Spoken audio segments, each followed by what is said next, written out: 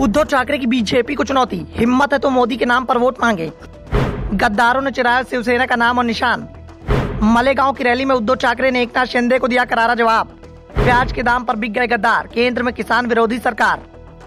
मलेगांव में शिवसेना उद्धव बाला साहब ठाकरे की रैली में जबरदस्त भीड़ देखने को मिली। भीड़ देखकर उद्धव ठाकरे ने कहा कि आज मेरे पास कुछ नहीं है, लेकिन लोग हैं और ये लोग लगातार बढ़ते ही जा रहे हैं। जनता का जो प्यार मुझे मिल रहा है वो गद्दारों को नहीं मिल सकता। गद्दार शिवसेना का नाम चुरा सकते हैं, तीर और धनुष चुरा सकते हैं, लेकिन जनता का प्यार नहीं चुरा सकते, शिव सैनिकों को नहीं चुरा सकते। आज जो लोग सत्ता में बैठे हैं उन्हें किसानों की चिंता तक नहीं है। महाराष्ट्र में लोग कहते हैं कि प्याज का दाम नहीं मिल रहा है। मैं कहता हूँ कि प्याज खरीदा गया है, 40 प्याज खरीदे गए हैं और एक प्याज की कीमत 50 पेटी लगाई गई है। जब हमारी सरकार थी तो क्या हमने किसानों को सही दाम नहीं दिया था? हम किसानों को अपने पैर पर खड़ा करने की कोशिश कर रहे थे। क्या हम गलत कर रहे थे?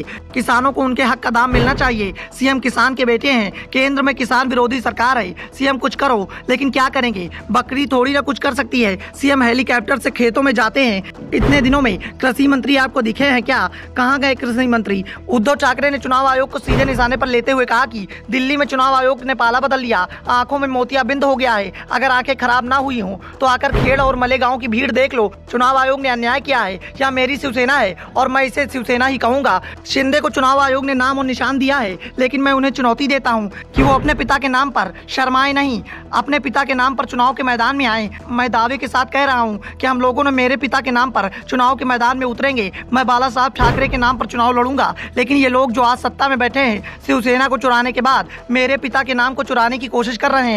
उद्धव ठाकरे ने कहा कि मैं बीजेपी को चुनौती देता हूं कि महाराष्ट्र में वो मोदी के नाम पर चुनाव लड़के दिखाए। मैं बाला साहब ठाकरे के नाम पर चुनाव लड़ूंगा। महाराष्ट्र की जनता किसके साथ है ये फैसला हो जाएगा। बीजेपी खुलकर कहे कि विधानसभा चुनाव में ये लोग शिंदे को चेहरा बनाकर चुनाव लड़ेंगे। हिम्मत है तो खुलकर कह दे। ठाकरे ने बीजेपी पर निशाना साधते हुए कहा कि ये लोग कहते हैं कि भ्रष्टाचार से लड़ेंगे, विरोधियों को डराकर अपने दल में शामिल करते हैं। इनकी नीति बन गई है कि भ्रष्टाचारी देखकर उसे अपने दल में शामिल कर लो, फिर निर्मा डिटर्जेंट से उसकी सफाई करके उसे क्लीन कर दो। बीजेपी का नाम बदलकर भ्रष्ट जनता पार्टी कर लो। अनिल देशमुख के पोते से पूछताछ की, जो सिर्फ 5 साल का है। लालू प्रसाद यादव को लगातार परेशान किया जा रहा है। तेजस्वी यादव की पत्नी प्रेग्नेंट है, उससे लगातार पूछताछ की जा रही है। वो बेहोश हो गई है, तब भी उसे नहीं छोड़ा जा रहा। यही इनका हिंदुत्व है। उद्धव ठाकरे ने कहा कि आज बीजेपी के नेता विपक्षियों के खिलाफ कुछ भी बोलते हैं, लेकिन इनके नेता के खिलाफ कोई बोल दे तो कहते हैं भारत का अपमान कर रहा है। मोदी का अपमान देश का अपमान है। घर घर में इनकी पुलिस घुसती है। जैसा आपको अपना परिवार प्यारा है, वैसे सभी को अपने परिवार की चिंता है। अगर आप हमारे परिवार को तकलीफ दोगे तो हम भी कहीं न कहीं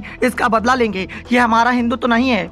उद्धव ठाकरे ने कहा कि 2024 का चुनाव आखिरी चुनाव होगा। अगर बीजेपी चुनाव जीत गई तो फिर आगे कोई चुनाव नहीं होगा, लेकिन बीजेपी को हार मिली तो पूरे देश के लोकतंत्र को सुरक्षित कर दिया जाएगा। यह लड़ाई मेरे सीएम बनने की नहीं, बल्कि पूरे देश को आजादी दिलाने के नाम पर लड़ी जा रही है। आज सावरकर देखते होंगे कि इनको आजादी दिलाई थी। बीजेपी में सावरकर भक्त हैं, लेकिन वो अंधभक्त हो गए हैं। यह लड़ाई हमारे देश के खिलाफ है। आजादी के लिए लड़ाई लड़ी जा रही है। भगवान श्री कृष्ण ने गोवर्धन उठाया था, लेकिन गांव वालों ने अपनी अपनी लकड़ी लगाई थी। इसी तरह से आपको भी सहयोग देना होगा। कुछ दिनों बाद ही चुराए धनुष और बाण को लेकर कुछ लोग आपके बीच आएंगे। उन्हें पहचानो, वो रावण का काम कर रहे हैं। Bureau report, the Dhakad news.